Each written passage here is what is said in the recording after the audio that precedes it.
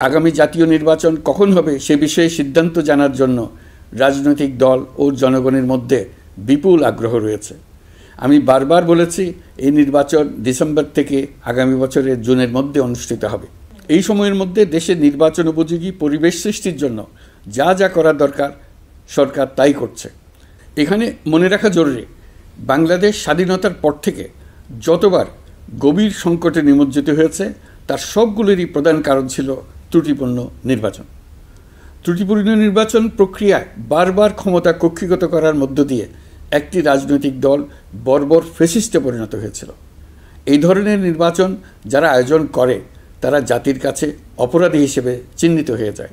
এমন নির্বাচনের মধ্য দিয়ে যে দল ক্ষমতায় আসে তারাও জনগণের কাছে ঘৃণিত হয়ে থাকে।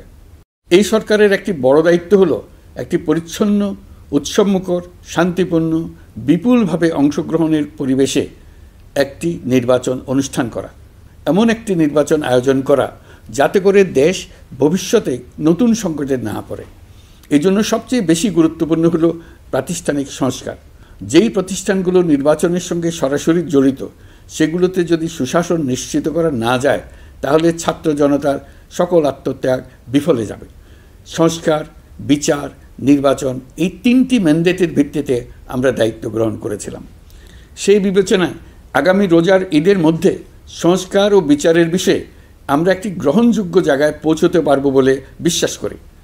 বিশেষ করে মানবতাবিরোধী অপরাধের বিচার, যা কিনা জুলাই গণ অভ্যুত্থানের শহীদদের প্রতি আমাদের সম্মিলিত দায়, সেই বিষয়ে আমরা দৃশ্যমান অগ্রগতি দেখতে পারব।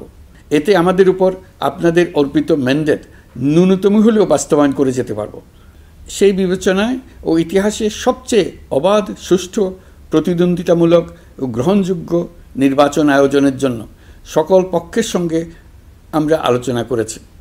পাশাপাশি বিচার, সংস্কার ও নির্বাচন সংক্রান্ত চলমান সংস্কার কার্যক্রম পর্যালোচনা করে আমি আজ দেশবাসীর কাছে ঘোষণা করছি যে আগামী জাতীয় নির্বাচন 2026 সালের এপ্রিলের প্রথমার্ধের যে কোনো একটি দিনে অনুষ্ঠিত হবে।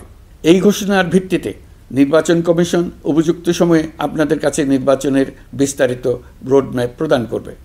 আমরা এমন নির্বাচন চাই যা দেখে অভ্যুত্থানের শহীদদের আত্মা তৃপ্তি পাবে, তাদের আত্মা শান্তি পাবে।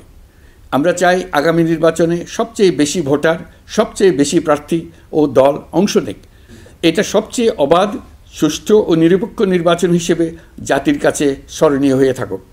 1.5 যুগ পরে দেশে সত্যিকারের একটি জনপ্রতিনিধিত্বশীল সংসদ গঠিত হবে। বিপুল তরুণ গোষ্ঠী এবার জীবনে প্রথম ভোট দেওয়ার সুযোগ পাবে। এসব লক্ষ্যে প্রয়োজনীয় সকল পদক্ষেপ নেওয়ার জন্য আমরা জাতির কাছে অঙ্গীকারবদ্ধ।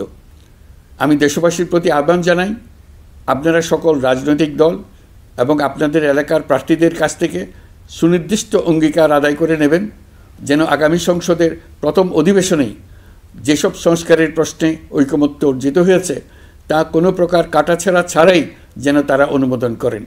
আপনারা ওয়াদা আদায় করে নেবেন যে তারা বাংলাদেশের স্বাধীনতা, সার্বভৌমত্ব, আঞ্চলিক অখণ্ডতা এবং জাতীয় মর্যাদার প্রশ্নে কখনো কোনো প্রকার আপোষ করবেন না এবং দেশের বাইরের কোনো শক্তির কাছে দেশের স্বার্থ বিকিয়ে দেবেন না।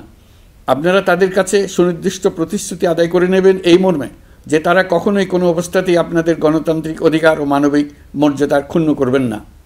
আপনারা তাদের কাছে অঙ্গীকার আদায় করে নেবেন যে তারা সম্পূর্ণ সততা ও স্বচ্ছতার সাথে দেশ পরিচালনা করবেন এবং সকল প্রকার দুর্নীতি, দলীয়করণ, টেন্ডারবাজি, সিন্ডিকেটবাজি, চাঁদাবাজি, সন্ত্রাসী কর্মকাণ্ড ইত্যাদি গণবিরোধী কাজ থেকে নিজেদেরকে সম্পূর্ণভাবে মুক্ত রাখবেন। আমি আপনাদের আবারও স্মরণ করিয়ে দিতে চাই যে এবারের নির্বাচন শুধু শান্তিপূর্ণ নির্বাচন করার বিষয় নয়, এটা ছাত্র জনতার অভ্যুত্থানের আকাঙ্ক্ষা নতুন বাংলাদেশ গড়ার নির্বাচন। এই নির্বাচনে পরিচিত দলগুলিই থাকবে, তাদের পরিচিত মার্কাগুলিই থাকবে, কিন্তু ভোটারকে বের করে আনতে হবে যে এই মার্কার পেছনে আপনার কাছে ভোট প্রার্থীরা কে কতটুকু নতুন বাংলাদেশ গড়ার জন্য প্রস্তুত, কে কতটা প্রতিজ্ঞাবদ্ধ। আমরা যারা এই নির্বাচনে ভোটার হব তারা অত্যন্ত সৌভাগ্যবান এবং সৌভাগ্যবতী। আমরা একটা অনন্য ঐতিহাসিক ভূমিকা পালনের সুযোগ ও দায়িত্ব পাচ্ছি। আমরা জাতির নতুন যাত্রাপথ তৈরি করে দেওয়ার দায়িত্ব পাচ্ছি।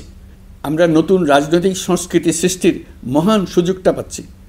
আমাদের সুচিন্তিত ভোটের মাধ্যমেই নতুন বাংলাদেশ নির্মিত হবে। শহীদদের রক্তদান সার্থক হবে। আশা করি বিষয়টা নিয়ে চিন্তাভাবনা করেই সবাই ভোট কেন্দ্রে যাব এবং দৃঢ়প্রত্যয়ে ভোট দেব। এখন থেকে ভাবনা চিন্তা শুরু করুন, আলোচনা শুরু করুন। এখন থেকে আপনাদের ভোটের গুরুত্বটা বুঝে নিন। আপনার এবারের ভোটের গুরুত্ব ঐতিহাসিক মানদণ্ডে দেখা হবে।